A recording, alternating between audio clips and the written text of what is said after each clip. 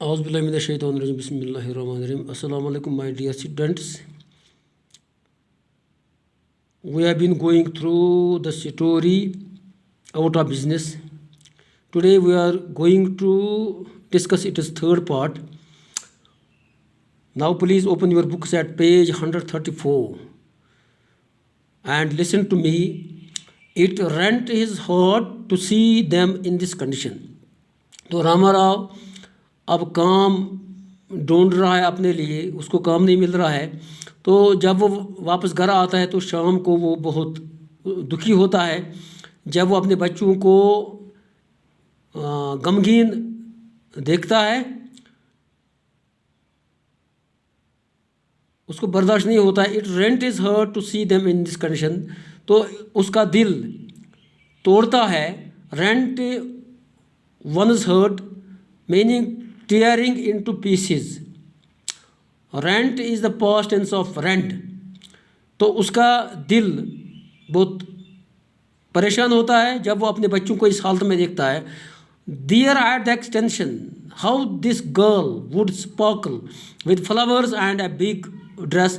वो सोचता है कि इस एक्सटेंशन में, इस खास जगह में ये लड़की कैसे अपने आप को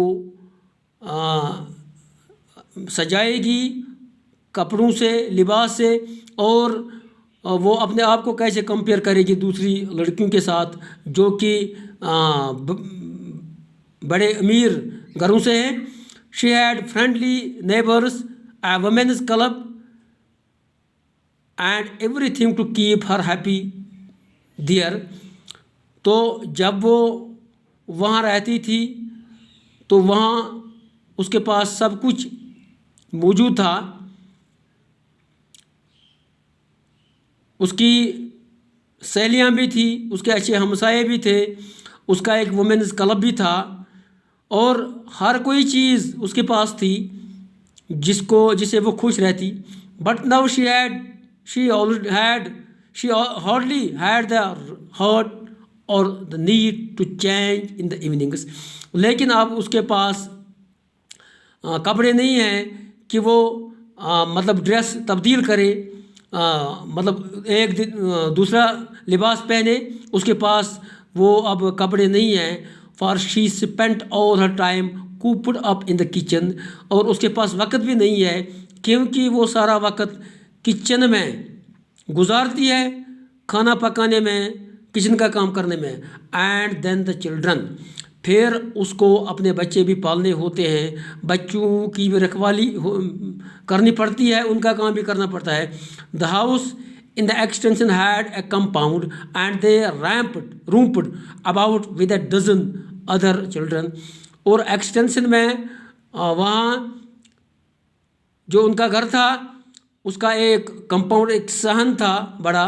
तो उस सहन में बच्चे दूसरे बच्चों के साथ खेलते थे, घूमते थे। It was possible to have numerous friends in the fashionable nursery school.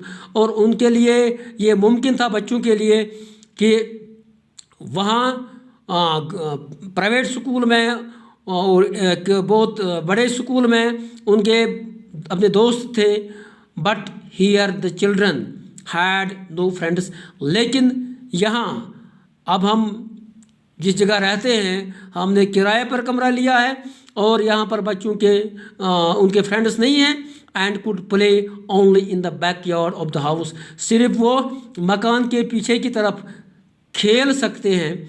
There shirts were beginning to show tears and frays. उनकी जो कमीज़ें हैं वो अब उनमें वो कटाव है, वो कटी हुई हैं, वो ख़राब हो गई हैं। Formerly they were given new clothes once in 3 months।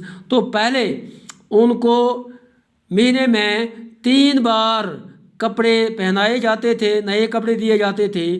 Rama Rao lay in bed and spend sleepless nights over it. Rama Rao अब बिस्तर में लेटा रहता है और बगैर नींद के रातें गुजारता है। उसको नींद नहीं आती है क्योंकि उसको फिक्र है काम की, उसको काम नहीं मिल रहा है। All the cash in hand was now gone. तो सारा रकम जो उसके पास था अब ख़त्म हो गया, चला गया। Their only source of income was the small rent they were getting for their house in the extension. अब उनको जो मामूली रकम मिल रहा है वो उनको उस मकान का जो किराया है, जो उन्होंने किराए पर दिया है, वही पैसा अब उनको आ रहा है, इसी पर वो गुजारा कर रहे हैं। They shuddered to think what would happen to them if their tenant should suddenly leave.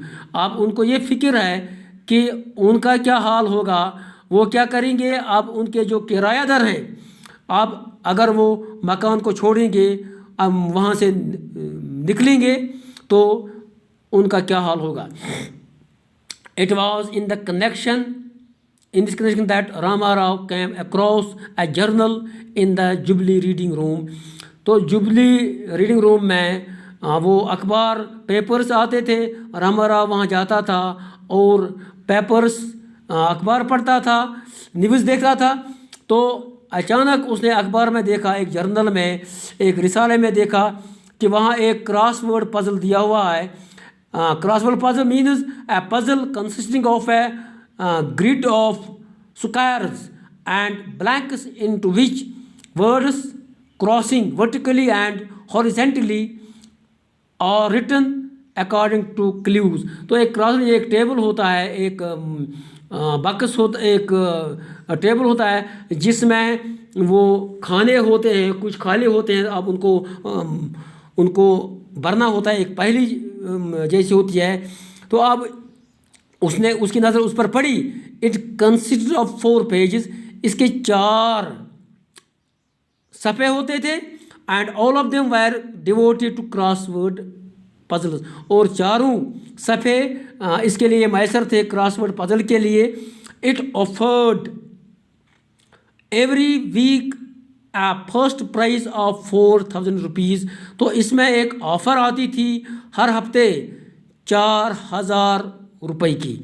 अब जो जिसका ये आंसर सही होगा, जिसके जवाबात सही होंगे, तो उसको एक ऑफ़र मिल रही है इसमें कि उसको 4000 रुपया बतौर इनाम दिए जाएंगे। अब रामा राव को ये उसका ये शौक़ पड़ गया कि वो भी अब इस पज़ल को, इसके आंसर्स भेजे ताकि उसको कुछ पैसा मिल जाए और अपने बच्चों के लिए कुछ गुजारा हो सके।